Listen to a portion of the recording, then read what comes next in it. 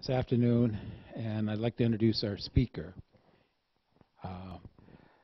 The veterans are a very important part of my life, and as I was one, and I'm sure some of you in here were veterans. And I have a brother that was also in there. Matter of fact, they all were.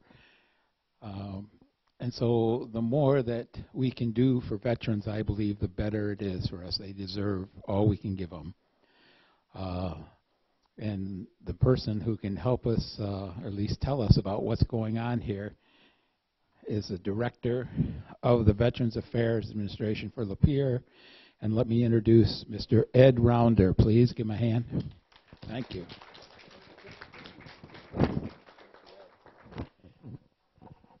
Can everybody hear me? Okay. My name is Ed Ronders, Director of Veterans Affairs here in Lapeer County. Been on the job now for about 2.5 years, following 2 unsuccessful attempts at retiring. As my daughter says, you won't stay retired, and what do kids know, right? The first job, the first job I retired from was with the Flint Journal. In fact, my first assignment was in the bureau here in Lapeer. It was on Nipissing, where I think they now have a used bookstore. It makes me feel good that the written word is still within those walls. Left there in 2004, and about 2005, September, I think, we had some folks come from Washington, and they said, we're from the government, and we're here to help the vets. I said, really? And their pitch was they wanted to start a series of resource centers around the country to help veteran entrepreneurs. They wanted to start one in Flint. And next thing you know, they asked me to help build it, so I did. And we named it Vet Biz Central, covered 6 states, and helped veterans start businesses and expand businesses. And if you want an education, find out how the federal government spends your money. That's something else, and especially when it comes to veterans.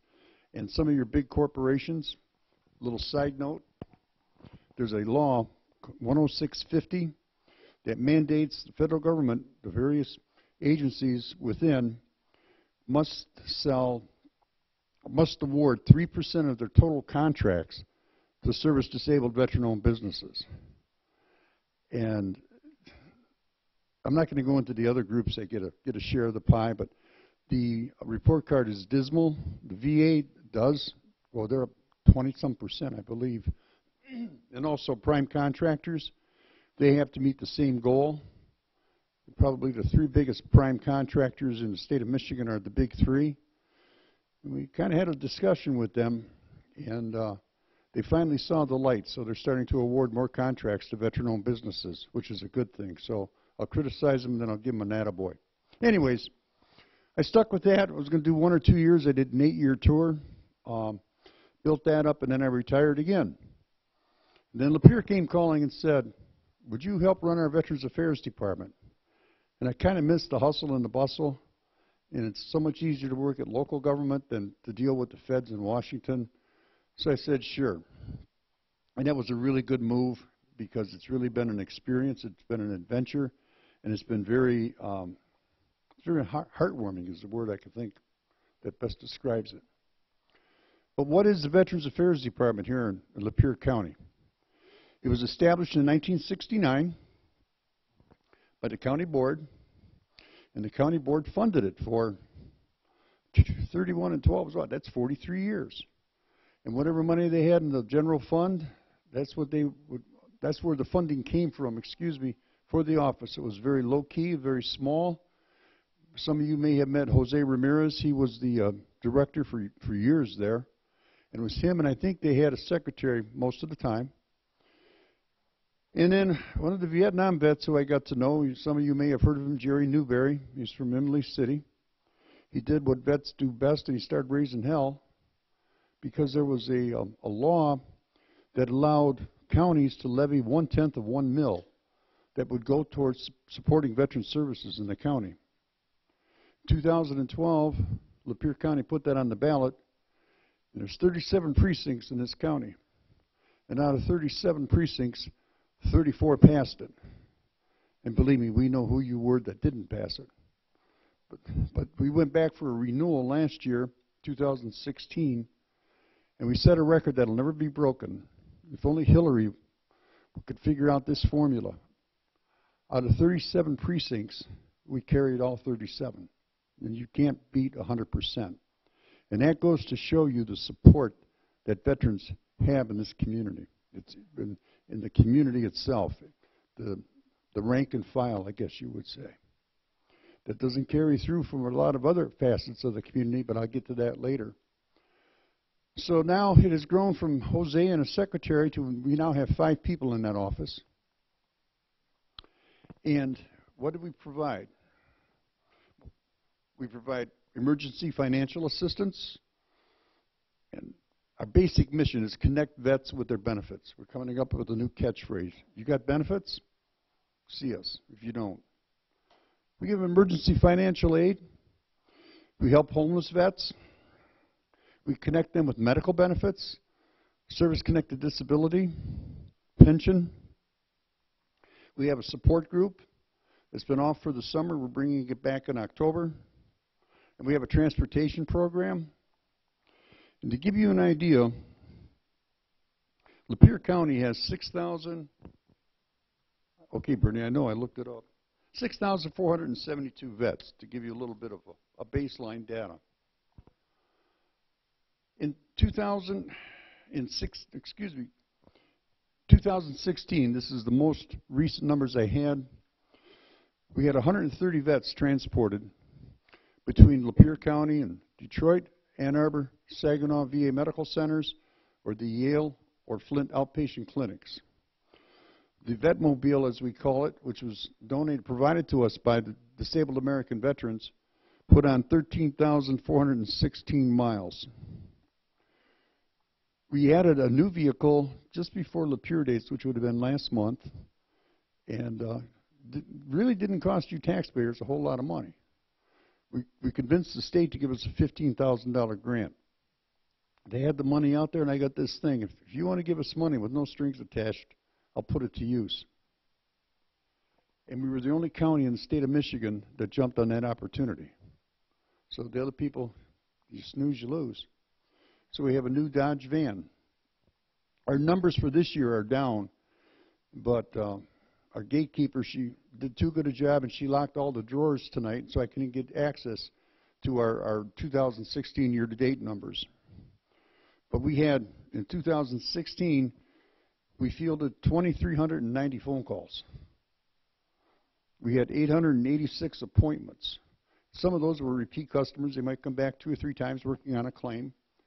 And then we had, the mileage again, we had 121 trips transporting to 130 veterans. Show you how that program works, and this is the neat part of the job because it's very heartwarming.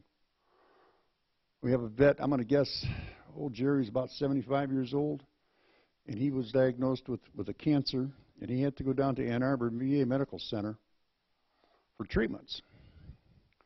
42 days, 42 treatments. And they chose not to stay down there. He wanted to come home at night and sleep in his own bed. We made 42 trips to Ann Arbor. Not a problem. Took care of him. Now, today, the cancer is under control, but he has other issues. And instead of having to go back to Ann Arbor so frequently, he's got an iPad that the VA gave him. And he has telehealth. That's the new buzzword in the VA.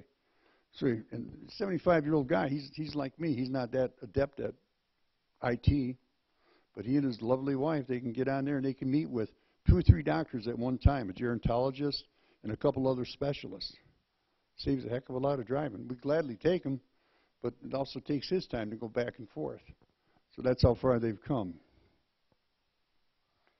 Okay, you finish page 2, you go to page 3. My cheat sheet.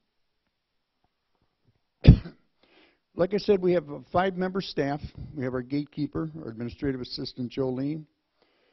And she does a wonderful job of kind of steering the ship, booking the trips, getting the appointments arranged, getting information. Because some people don't really need an appointment. They just need information For example, if a veteran passes away, the family can come in and apply for a burial benefit. There's a county benefit. She can pretty much handle that. Grave marker, pretty much handle that.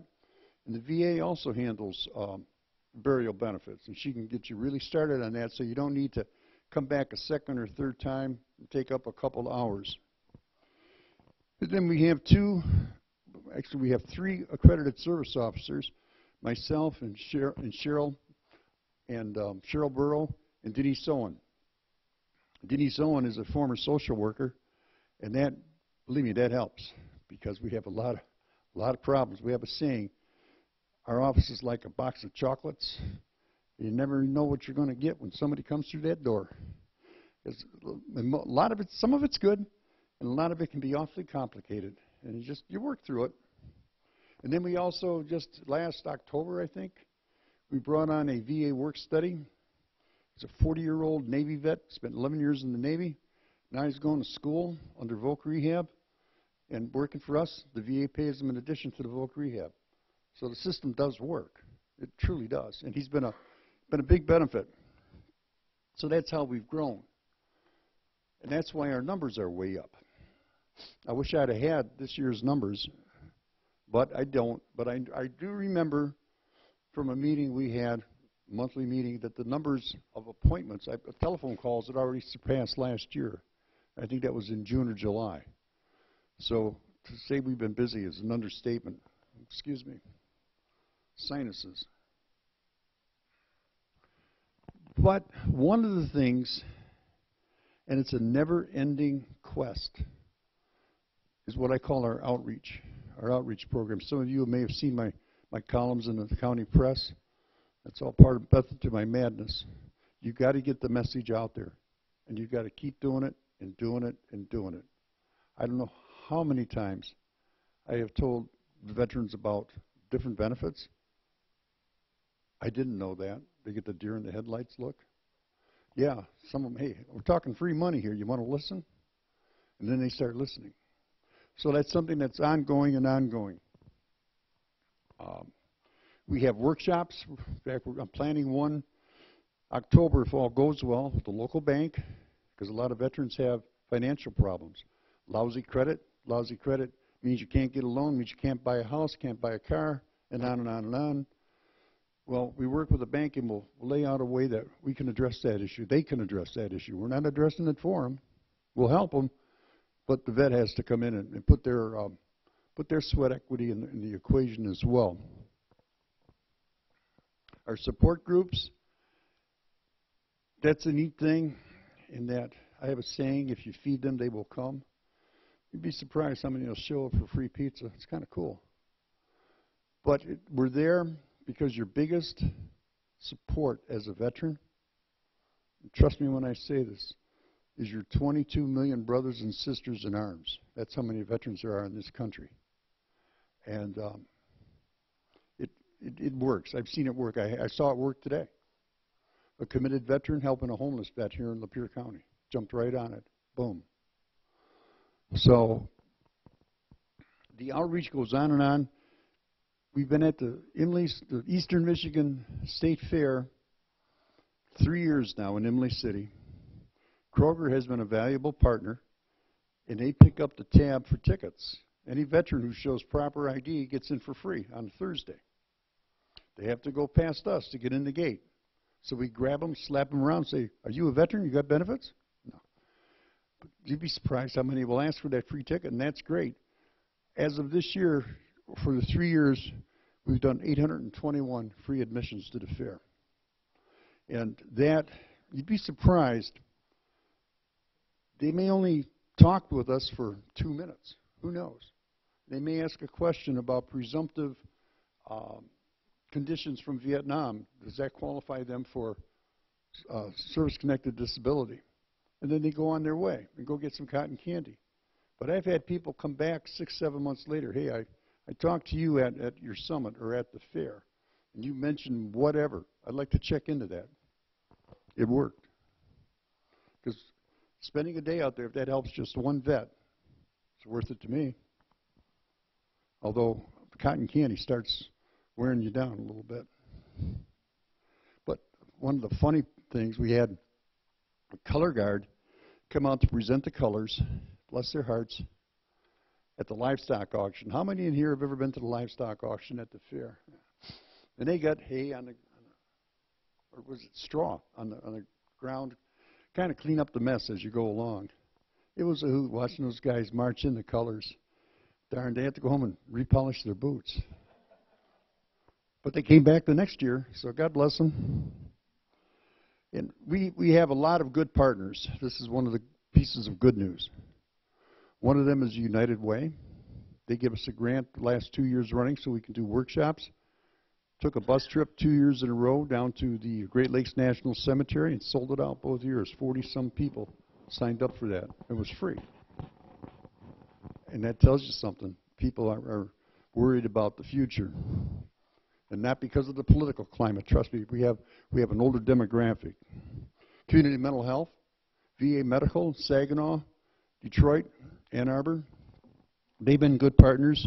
The veteran service organizations, the American Legion, the VFW, the Disabled American Vets, and Vietnam vets, they all are a valuable cog in our partnership. Blue Water Center for Independent Living. I hate that title, it's too long. They help homeless people, and they have a grant from the VA. And they help house homeless veterans. And I'm going to go off track for a minute and get ahead of myself, but I'm going to tell you one of the good stories, happy ending stories. That involves Blue Water. Earlier this year, I got a call from a service organization. We got a vet. Suffice it to say, perfect storm. He ends up, and he has a mental health condition. And they're going to let him out of a hospital, but they don't know where to send him.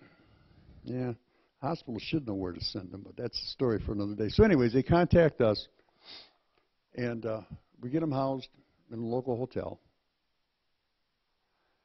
And damn it, if within a couple of weeks, he diagnosed with cancer. So let's check this out. Girlfriend leaves you, you lose your apartment, diagnosed with cancer. That's quite a roll. So we got him situated, and then he had to undergo, I want to say it was 6 weeks of chemo and radiation. So then we checked in on good old Joe, and he was just coming off his treatments. He's got lung cancer. I sure wish he'd quit smoking, though. Damn. Anyways, he was off his treatments. The doctors wanted to build back up a little bit, and he wanted to get out of the hotel room. And that room was, I mean, it was tiny. So, okay, let's see what we could do, buddy. Put our heads together with Blue Water. And Chris, some of you may have met him from Blue Water Center for Independent Living. And they kind of put a rush on that, and I would say within 10 days, you go through the process, you get screened, you get approved, you have to pick out your apartment, where do you want to go, and then we'll see if everything fits together, and it fit together. And he stopped in last week, smiling as could be. He's moving in, I think he moved in last Thursday. So that's kind of a happy story. In fact, just before that, he marched in the Lapeer Days Parade. I thought, damn, 4 months ago, pal, you were 1 foot in the grave. So helping people like that, I don't need a paycheck. We have another valuable partner that stepped up today to help with a homeless vet. It's still in process, so I can't really share details. But it's the ANCA Transitional Housing for Veterans. You can stay there for 18 months, and they have like what I call wraparound services. So let's say you're homeless and you're going to school, and the VA is paying for it, but you need help going to school. They'll arrange transportation. If you're unemployed, they'll drive you back and forth to work for, I think it's the first, well, till the first paycheck, usually 1 or 2 weeks. And then you got to start coughing up, your own way of getting there, and that's only fair. They make sure you take your meds, because a lot of veterans are on meds, and that's really important to control their emotional issues. And I called them today with a sad situation. They're on it. They think they'll be able to get this veteran housed by tomorrow. They're disappointed they couldn't do it today. So I said, hey, better next time, pal. So those are really the good news stories in the numbers. I want to go a little bit deeper now with with some of our partnerships, because if you look at the big picture from 10,000 feet, there's some issues going on that to me are almost alarming.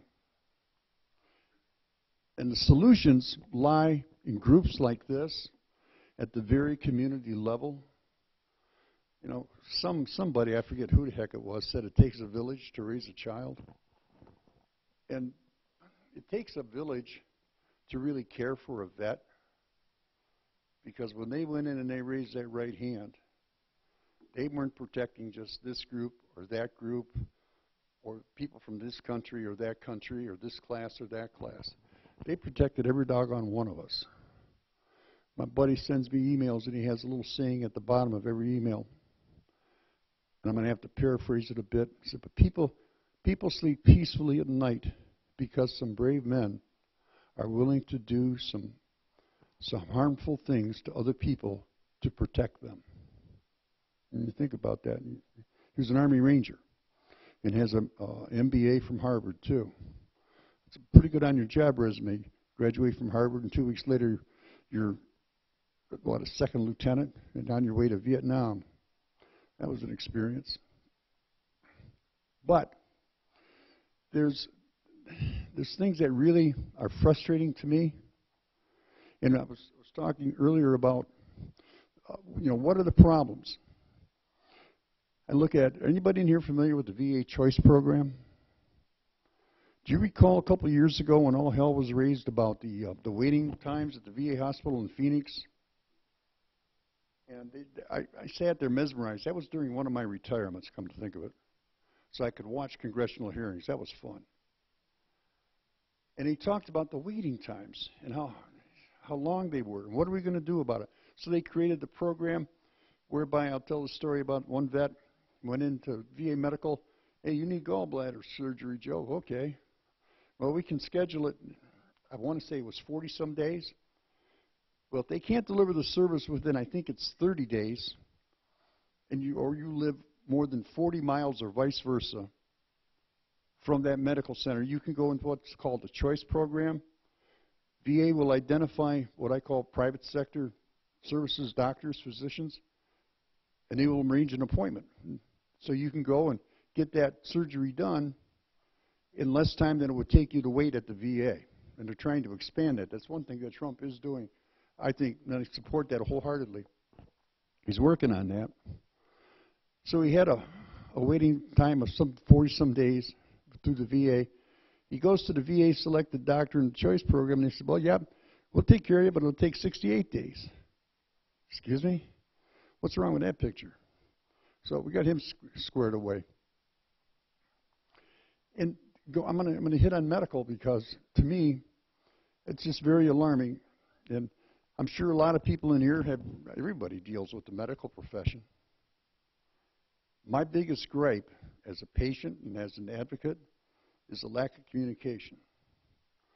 Sometimes, somebody comes up in your room at 6:45 in the morning and say, all right, up and at 'em, we're going down to do whatever test. You got 15 minutes. And I said, don't start without me. I'm going to go to the bathroom, and I'm going to eat my breakfast, so when I'm done, I'll let you know. It's because the lab downstairs never notified the floor I was on. So come on. Things like that. To the 77-year-old veteran, Sunday night he was admitted to a hospital with heart problems. They kept him. He also was enrolled in VA health care. This was an emergency situation. We'll figure out the billing later on. Friday morning, which is what, 5? You can make a case for 6 days later. His wife comes in the office and she said, can you help me? I said, what's up? My husband's in ICU and they haven't figured out a treatment plan for him yet because they want to know what kind of treatment he's been receiving down at the VA in Ann Arbor. And we need to get his medical records to see what's been going on. And I said, well, did they ask for the medical records? She says, yeah, they did. But he hasn't gotten them yet. Doctor hasn't gotten them yet. I said, say what? They requested them on Sunday night, and on Friday they still don't have them. And this poor lady, she's in her 70s too. So we got on the phone and hit the patient advocate down there. And I dare say within 30 minutes, and that includes time to compile, copy, and print, we had those records in her hand. And my question is, why in the hell the hospital, when they're not getting the records, get on the VA's case and ask the VA where they're at? And why didn't the VA respond? Something was seriously wrong. There was a serious lack of communication. And damn it, that's a life-threatening issue. And that's unacceptable, because veterans deserve a whole lot better than that. They truly do. So that's one of my biggest frustrations. And the other frustration, let me ask you this. How many of you here have ever been admitted to a hospital for, I don't know, appendix, broken arm, whatever, gone through ER? When you go through the admissions process, do they ever ask you if you're a veteran? I'm waiting. No, they don't. Why? Why not? We had a vet go in a month ago, and he's got all kinds of issues. And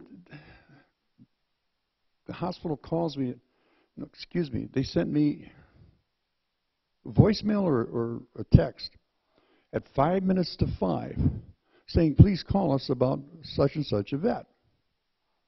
I didn't see the text or the email till about 7 o'clock. So I call and say, what's going on? Well, we've got Mr. So-and-so, and we know he's a veteran, and we need to get him enrolled in VA healthcare because we don't know where to send him. Well, if you had established communications, and believe me, I have tried to establish communications with this hospital, but I don't even get the courtesy of a return phone call, then you would have known where to send him, who to contact. So they want me at 7 o'clock at night to try to figure out who to contact so we can get this guy admitted to, it was going to be Saginaw. Well, Saginaw, 4:30 or 5, everybody goes home. So you get an answering service. See, I had a really nice talk with Mike, and I think he was somewhere in Kansas. Then I had another good talk the second time I called to a fellow down at by Wright Pat in Dayton, Ohio. And we couldn't get anywhere. So I called the hospital back, and I said, you know, there's nothing we can do tonight. I can't do it. Tomorrow morning I'll jump on it. And they proceeded to chew me out. I said, wait a minute. Who's the one that hasn't returned my phone calls? Don't give me that. But they were looking at the money. They wanted to get this guy out of there and have the VA take over. Next morning, I got hold of some key people at the VA. 2 hours later, they called me back after I described the situation to them. And number one, they got him enrolled in VA healthcare probably within a half hour because he had all his records. They looked those up. And that was a good thing. And they also figured out that if they needed to transfer him and they had to go in the private sector, the VA would pick up the tab. And then we could worry about getting him back in the VA system. But they went a step beyond that, and they contacted the Detroit VA Medical Center. I don't know how many of you are familiar with that. And I'm not knocking the Detroit VA Medical Center. It's just that the demand is so high. And especially when it comes to things like substance abuse, mental health problems, to get a bed in there is really a crapshoot. Really a crapshoot. They found not one but 2 beds available for this gentleman. You've got to be kidding me. So I called the hospital back and I said, get him stable and get him transferred. Here's who you call. Turns out, and I'm not blaming the hospital for this, they didn't get him stable in enough time, quick enough time and all. So he missed out on the beds, first come, first served. So they sent him to a private place, which the VA handled. But then the private place lets him go, and it's, here we go again. And I'm going, this poor guy has been all over the place, and he needs long-term care is what it's going to come down to. So those are a couple of my gripes. And next time you go to a hospital, or you're going to a public agency, for whatever it might be, if they don't ask you if you're a vet, ask them, why the hell not? Because then, if it's in Lapeer, they got a problem, call me. All right? We make home calls. I don't care. We'll make house visits. And that's why it's groups like you that speak up and let people know you're not happy. And believe me, the community is so supportive. We're putting on an event Saturday. This is a shameless plug. We're going to be out at the airport. If nothing else, number one, bring a vet. If you're not a vet, come on out 9 to 3. We're going to have some vintage military vehicles, some vintage police cars, some kids' games, and we're going to have a VA town hall so we can ask them some tough questions. I'm going to enjoy that. And we're going to have different exhibitors from the VA, from local agencies out there. The idea is to connect veterans with resources and with their benefits. And there's no charge, and the best part is we're having a pig roast on wheels. Country smokehouses, they're doing the cooking in the mess hall. So we're calling this the Veterans Village. And they're going to have medical exams for veterans who need them and want them. I left some flyers out on the table. So that's another part of the outreach I told you about. On the 9th, Saturday. And the meal, that alone is worth coming out. Some guys said they're going to stop out and enjoy lunch and then go to Woods and Waters. Well, whatever, float your boat. If you're a veteran, I don't care. So in putting that event together, we've been working on it since April, maybe May. The support. Only one company, and they shall remain nameless, it's their choice, told us no. We asked A, if you want to participate, and B, if you'd be interested in sponsorship. They're not connected. You don't have to sponsor. Come on down. No, don't have the people. Okay. So you get a lot of folks out there that pay lip service, but when it comes time to really get in there and get your hands dirty, nowhere to be found. And I'm not pointing any fingers at any specific groups, but there are some, and they advertise on TV, and they do good work. Trust me, they do good work. But to buy the ads on TV, you've got to raise money. You raise money by hiring a marketing firm. So my bottom line question to them would be, how much money actually goes back to the vets? What's your administrative costs? So just when you are asked to make a donation, just be careful. That's all. A lot of legitimate groups out there. One of the best that I've met is Paralyzed Veterans of America. They do a heck of a job. They truly do. They have a closet of medical equipment. Any vet needs a bed, a walker, whatever, got you covered. So with that, I've talked too long. I'll take any questions you might have.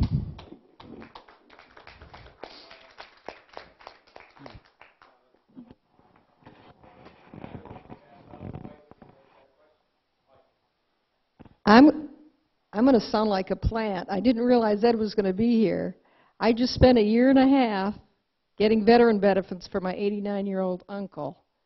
And what breaks my heart is family members say, well, I would have never even thought of VA.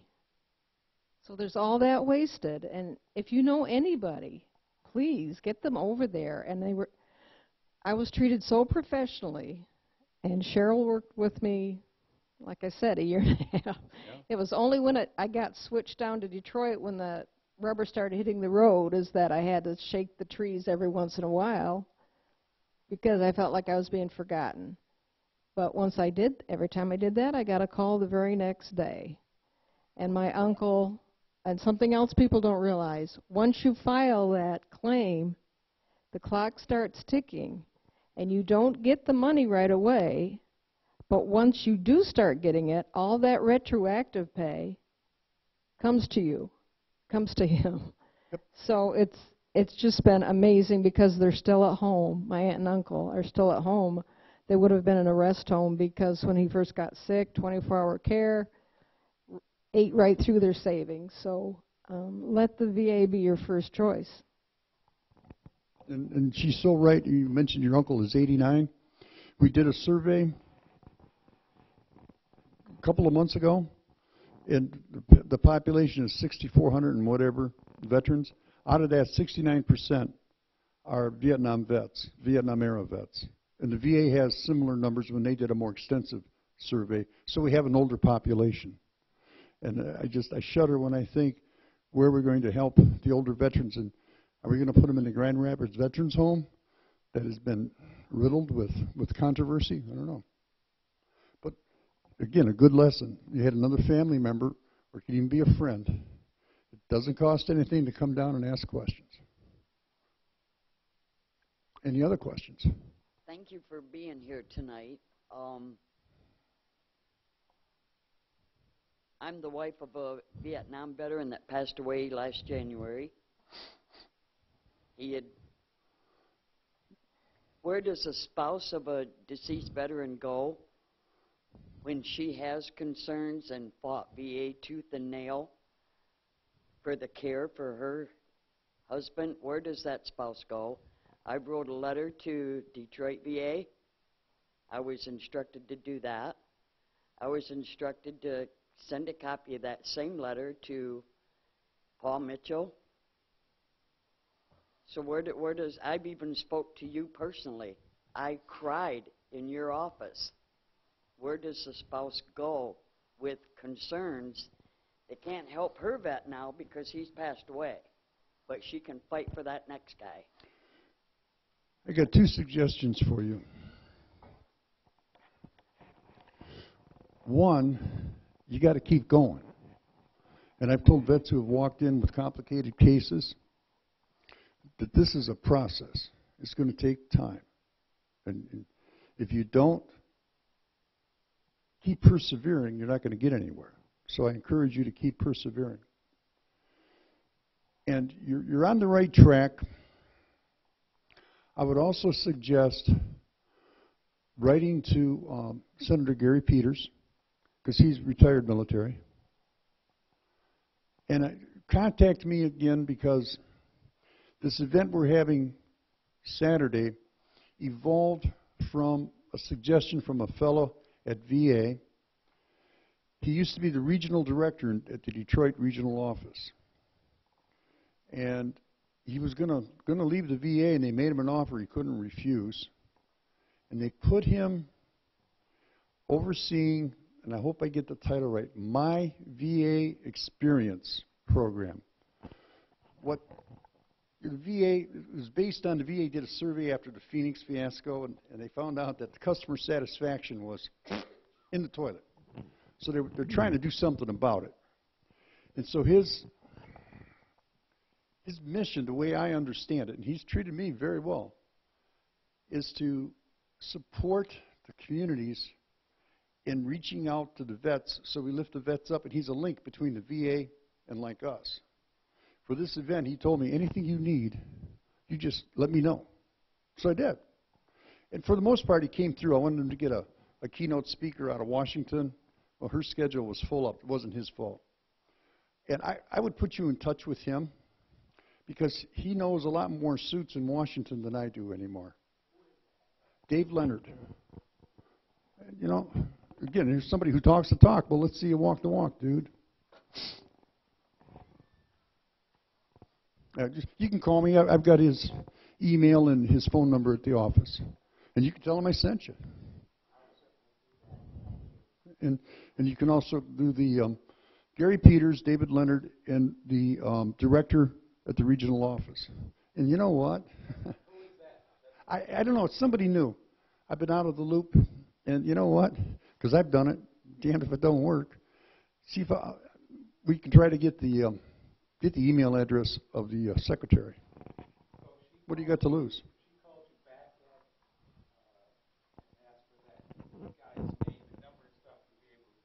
Yep. Oh, yeah.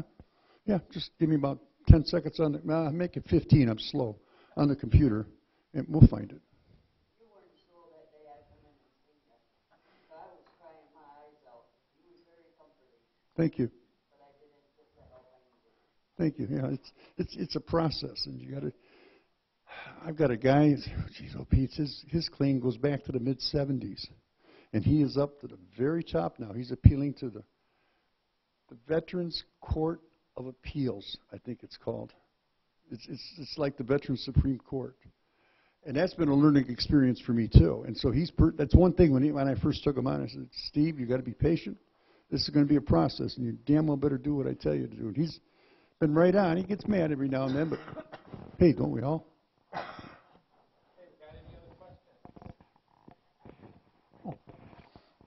My name is Don Sell.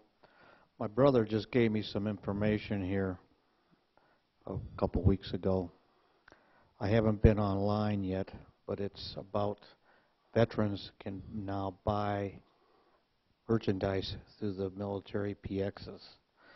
We were both, he asked me to ask you this, and I'm curious, is this something that's working good, or you haven't been able to decipher whether it's going to be a good project? Yes and maybe. It's going to be good. Is it working good right now? Let me give you a little background. This is what, September? I'm going to guess it was May. We got a thing from the VA, not the VA, but DOD, saying, look, we're going to do this and we're going to roll it out on Veterans Day. And if you have served in the military and you verify your military service through our website, we'll put you in a database, and you can shop online and buy from an exchange, whatever, commissary, and you get the exchange prices. So I reverted back to my college kid, the 40-year-old Navy vet, who's majoring in computer science, bless his heart. I said, show me how to do this. So we both registered. I got verified maybe in 2 to 3 minutes. This took less time. I guess he's faster. So, and we looked it up, and he's more into electronics than I am, so he looked up some prices because he's familiar with like big TVs, computers. And he said, you can get some good deals on there. Well, okay, we're going to wait till Veterans Day when they open this up. However, they decided to do, I guess, a beta test, and they contacted me, and I think they contacted him. They said, you know, you're more than free to go on the site now and make purchases. This would have been maybe July. And we also had other vets that went through the same experience, but it's just a handful. And there were problems. There were hiccups in the system, and I think that's why they rolled it out early. I would suggest, wait till next week, because we're buried this week. I would suggest having them give us a call, and we can have Rob walk him through it. He's our college kid. And it looks like it's going to be a very good program, and why they didn't do it earlier, I'll never know, because that's a benefit you earned. And just as a side note, one of the most frequently asked questions, where do I get a veteran's ID card?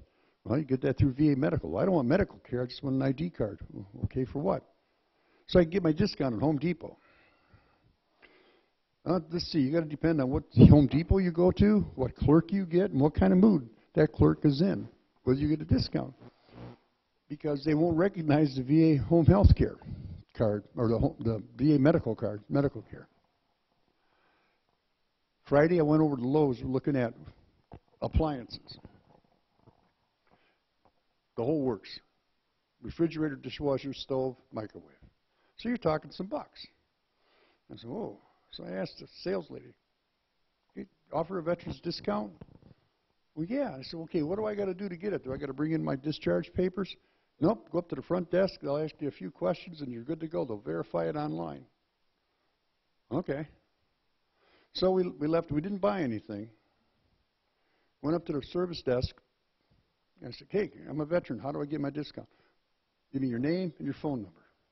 When were you discharged? And I didn't really know my discharge date. I knew my separation date. I'll never forget that. But then you're in the ready reserve for, I don't know, a couple, 3 years. I said, that's the best I can do. Within 20 seconds, they said, you're good. We got you verified. The only thing you have to do when you go through the line is give them your phone number. Tell them you're a vet. Give them your phone number. They can check it and make sure that you're in the system. I bought, I think it was $60 worth of stain and paintbrushes. Got my $6 off. I thought, damn, that's pretty good. So, yeah, so many people have come in complaining to Home Depot, and I said, do I look like a Home Depot? There's nothing I can do. So it's maddening. But if you got any more questions, have him call us, and we'll come up with Rob, because he's more familiar with that than I am. Any other questions?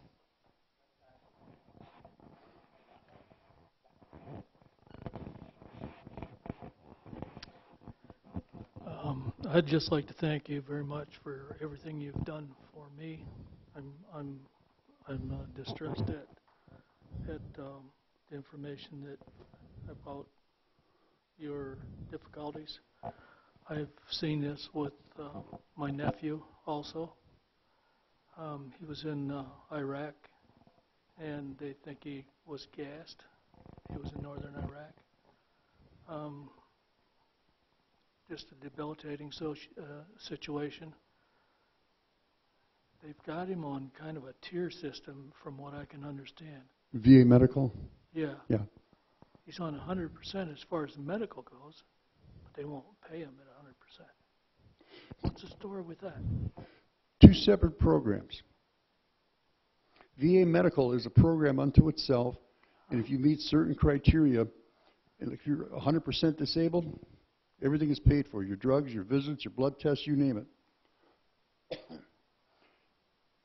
70% or higher. Mm-hmm. And so if he's not at 100% disability, has he appealed that?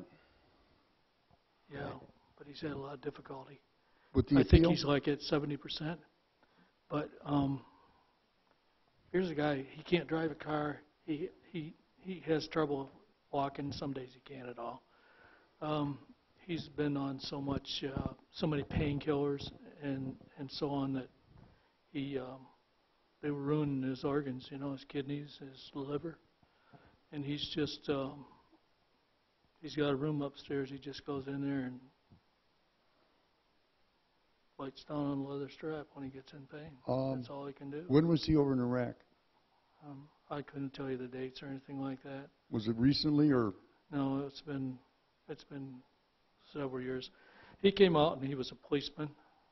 He was down in east side of Detroit, and then he got laid off there and he went to Louisiana. And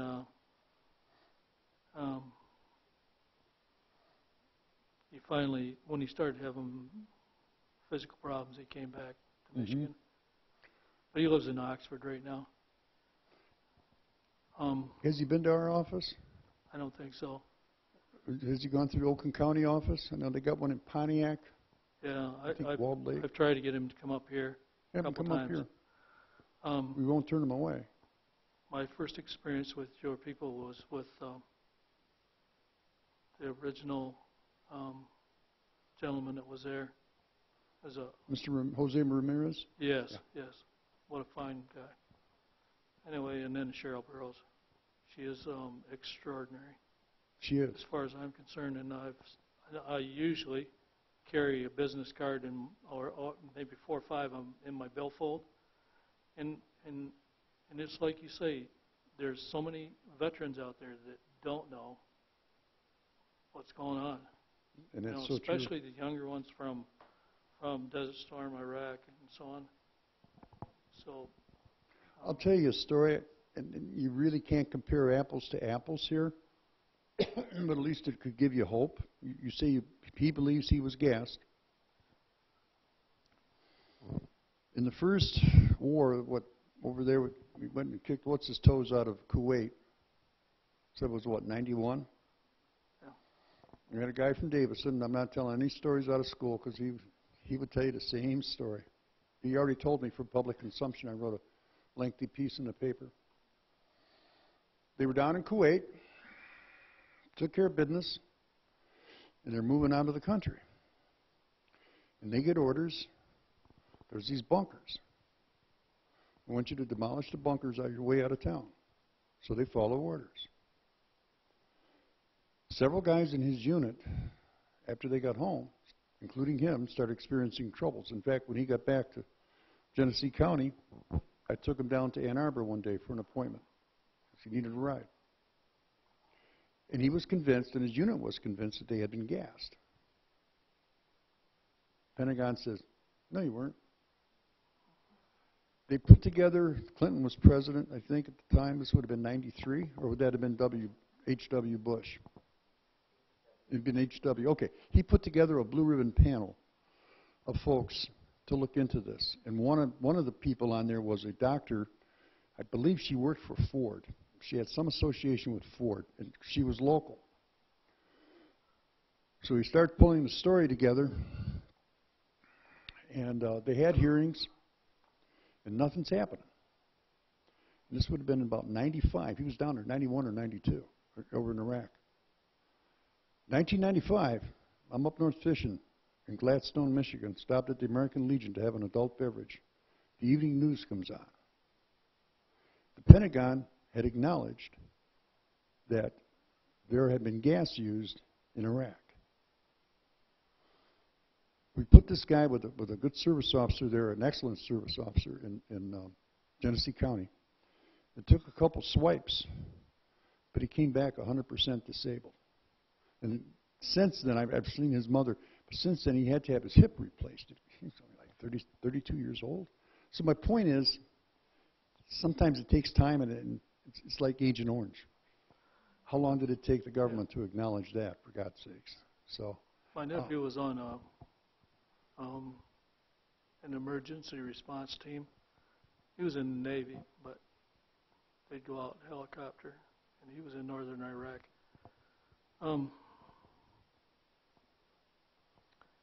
Yeah, it's funny you talk about this guy's hip. That's where I'm at right now. I'm really having problems with my right hip.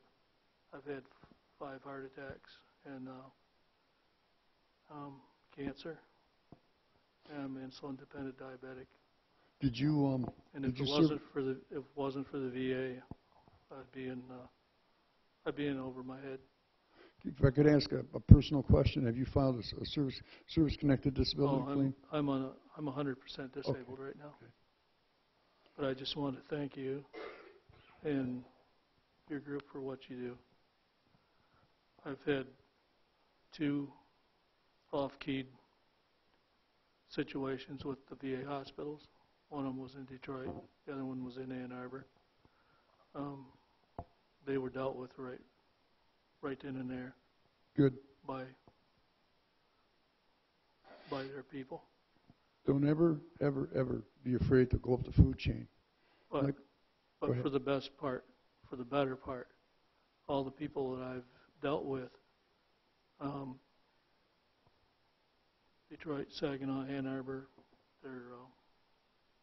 I have no complaints. Good. And if there's anything we could do for your nephew, if you want to have him come on in and just shoot the breeze, I always say, let's just talk. Let's try to figure out if there's something we can do. Because you don't know unless you ask. So and he's more than welcome anytime. Yes. Thank you, folks. Thanks, Ed. Thank you very much. No. Okay, that's interesting stuff. And if you're like me, you could sit here and talk all day about that kind of stuff. And it also brings back memories that some of us want to forget. But thank you for the VA. Thank you for all they're doing. And thank you for keeping us updated on that stuff. From what I got from everything, one of the main things is if you have any issues, any questions, okay, call his office, okay? If he can't answer the question, he can put you in touch with somebody who can. And that's, as a vet myself, and dealing with this with my younger brother, I used to say kid brother, but he's 60 years old now. You got to do it. You know, you can't just forget about it anymore and say nothing's helping, because you got to follow through. And believe me, it helps. They have helped him. The veterans have helped him get an apartment. He's on 100% disability because he can no longer work, and all kinds of stuff. If he needs a ride, he's got me. But if he needs a ride, he can call the Veterans Affairs office, and they'll give him one to the hospitals and that kind of stuff. So there's lots of stuff that we don't know about that they do, and it's good to know those things, particularly when it comes to filling out paperwork and all the rest. They have people that do that for you if you have to. Okay. So thank you again, and it's very important to all of us, I think. Okay. We also happen to have, as an update to this, a gentleman who is a friend of the Tea Party and is a representative with one of our representatives. Which one I can't remember. I think he's all of them. But let me introduce Mr. Don Brown to you, please. Give him a hand. Thank you. Thank you. You know, Congressman Mitchell's office works real closely with veterans, as did Congresswoman before that. Your congressional offices are key supports, but the first line is right there, their veterans offices. They do the best job. They're the local contact. They help you to fill out the forms. It's all that was said before. They're the first stop on your line to try to get assistance for you and your family, or your other loved ones, or anyone else that you know of, for that matter. Oftentimes, sometimes gets snagged up. You know, we all like limited government, right? Limited government sometimes means less staff doing the thing. There's a big funnel out there. All these cases are coming down to a handful of fewer people to try to process them. So as a result, things get backed up and stacked up, and sometimes they get forgotten about too. But congressional inquiry might be able to say, listen, let's go in there and take a look at this and shake up the box like you were referring to. Call in there and try to look around and see what's going on. We'll be able to get you a status of what the current status is, and maybe, because of what we've done and looked into it, maybe that'll get a little bit more attention, maybe get a little more grease on the track. Now, every case is different. I mean, there's, you know, SSI cases take a long time to get adjudicated. Many people dealing with debates about issues of past wars, Agent Orange. I've come across quite a few in my time with people dealing with ammunition and supply dumps, and they can't find records of them now after they're out of the service, but they were there, and they suspect they were the cause of problems. But how do you find those records? How do you find records for lost loved ones that may have served in? There's a big fire out in the middle of the West, lost a lot of records. Our office can try to figure out those records and try to help piece back some of those things that you need for you and your family for closure. Congressman Mitchell recently, last quarter, also awarded some awards from family members that had previously died, but the family was looking for medals for service to honor their service to their country, and we were able to put them together, find them, and present them. It matters to families and the demonstration to the next generation of the sacrifices that went before them to keep up. And so our office is going to be working hand in hand with the local offices that support what they do. And in Congress, the budget, of course, so making sure that the military is well funded, the VA is properly funded and overseen is something that's a priority of this Congress. And Paul Mitchell will continue to be work to do that. Congressman Mitchell just completed a work period now, and in fact, he's back in Washington tonight. He left this morning to go back to Washington. He was in the Romeo Parade yesterday and did a series of events like he does always when he comes home on break, is to get around the district and meet people and see what their issues are and concerns. He was here not too long ago, last meeting, as a matter of fact. So, but he's back on the job, and I'll hang around a little bit, you know, after the words. And if you got any particular questions, you can call me, or if you got any interesting cases, you know, let me know, and we can help, because there's a person in our office that works specifically on those veterans issues, and he's a specialist in that area, and he's a person that I would give those cases to get the attention that you're looking for. So, thank you very much. Appreciate you saying hello to everyone, and have a good night. August is over, and now we're heading to fall. Oh man, summer went too quick. Well, we still have the 20th, so it's the 20th actually, so we get some time in. Thank you very much. Thank you. Thank you, Don. It's always a pleasure to have you here, and Mr. Mitchell or Mr. Howell or any of our representatives. It's our hope that they can do exactly what Don has just done, bring us updates and answer questions that you may have for these people. So, and Don will be around for a little bit afterwards, so if you have any specific questions that you'd like him to ask Mr. Mitchell, or maybe he can answer for you. He's pretty smart. So just keep that in mind. Thanks again. Okay, next, I wanted to take just a second to remind you that of the membership cards that we started a couple months ago. And if you haven't signed up for our membership card to the Tea Party, we'd appreciate it if you would. And we'll pass this around to you. Also, a lot of you already have. Matter of fact, I have some cards up here for some people I don't see here tonight, but we'll get them. The membership card, you know, what does it do for you? It keeps this thing running. Okay, it is something, because as you know, the Tea Party doesn't make any money here, and we are funded solely by donations. And we still have to pay the rent when we have a meeting here and all these other things we do. And we want to keep sharing this information with all of you. And the only way we can do that is if through your donations. So we appreciate everything you do. This membership card is simply letting people know that you're part of this Tea Party, and we need more people like you. Okay. There is a $20, if you decide to sign up, there's a $20 initial fee, and it's good for 1 year. But anyways, it's just out there. Okay. Now, next thing is something also very important to us. The Tea Party has a program called the Postcard Project. And what this is every month we try to pick a subject that is important to you, Joe Citizen. And we want you to know about it so you could contact, if you want to, your representative in Washington.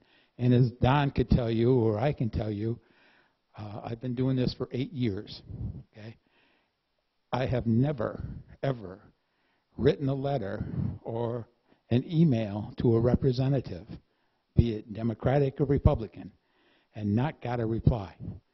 Lots of people can call and you can talk to the phone, and that's what you're doing. But when you write a postcard and you have a problem and a concern and you state it on that postcard, they listen, okay? They read it. And Don could tell you that himself. So it's an important thing, and if you've got a matter, tonight's matter, Greg is going to, or Carl's going to tell us about it, and we're going to tell you something that's on my mind a lot. Hopefully it's on yours too, and what you can do about it as far as who you can contact, okay? So let me welcome Carl up here and let him tell you about the postcard program. Thanks, Tim. Good evening. So all too often it seems to me that Congress and the bureaucrats in D.C., the swamp, have set themselves up as a special class, above the law and above the rest of the regular citizenry. One glaring example of this is the congressional Obamacare exemption. Now, members of Congress and their staffs are required, as part of the legislation, to be on the Obamacare exchanges. But unlike everybody else, they receive a special subsidy. No one else can get this.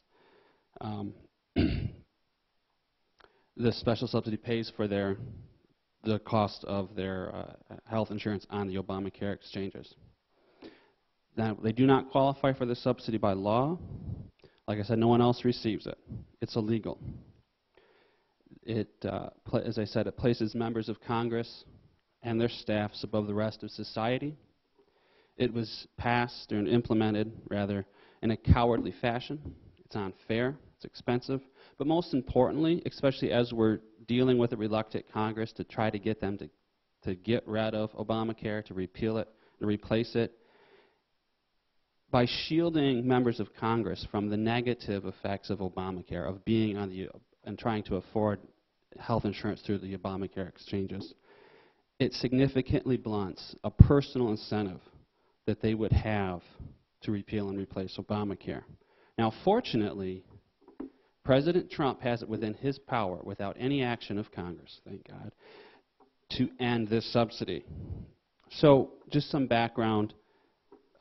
Per the negotiations in 2009 and 2010, when they were, negotiating back and forth about what would Obamacare entail, Senator Chuck Grassley was able to get in a provision that required members of Congress and their staffs to be to take part in the Obamacare exchanges. They would have to leave the federal employee health benefits program, health insurance that they had, which was wonderful, I guess, and join the exchanges. The idea was that members of Congress and their staffs would then have to live with life on Obamacare, just like so many other regular Americans who now get their insurance through Obamacare exchanges. Now, of course, there are subsidies as part of the law that everyone can qualify for low-income Americans. The upper limit is $48,000, I believe, so very few congressional staff members qualify for this subsidy, and certainly not any congressman, because their salaries are I believe, $174,000 annually. So how did congressmen and their staffs get this subsidy?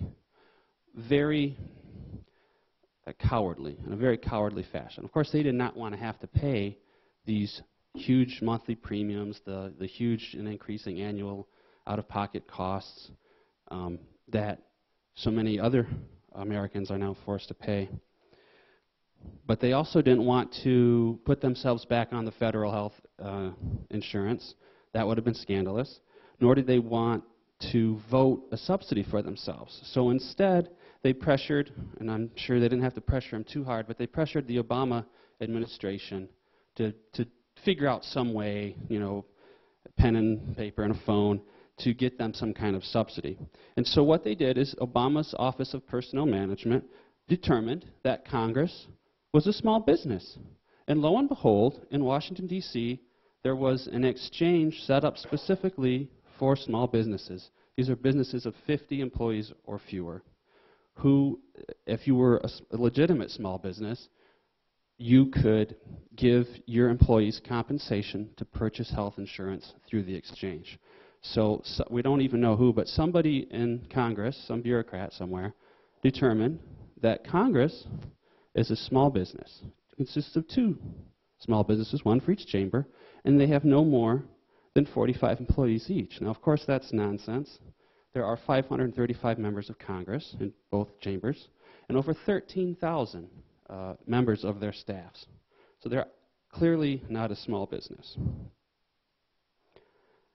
Now, what's the benefit to the congressmen and their staff members? Well, if you're an individual, the subsidy that you get, which we pay for, is over $16,000 for an individual policy, and it's $12,000 for a family policy. So these special subsidies, fraudulently received, are against the intent of the law, because when the law was negotiated, they actually voted down an amendment that would have granted them subsidies. It's also against the spirit of the law. You know, the spirit of the provision requiring congressmen and their staffs to be on Obamacare was so that they would feel the sting of Obamacare when it didn't work out, and thus have a strong personal incentive to take corrective action and replace the law. As pointed out by Jenny Beth Martin of the Tea Party Patriots, the illegal congressional Obamacare subsidy circumvents the spirit of this provision and grants to Congress a special distinction as a class above the regular citizenry.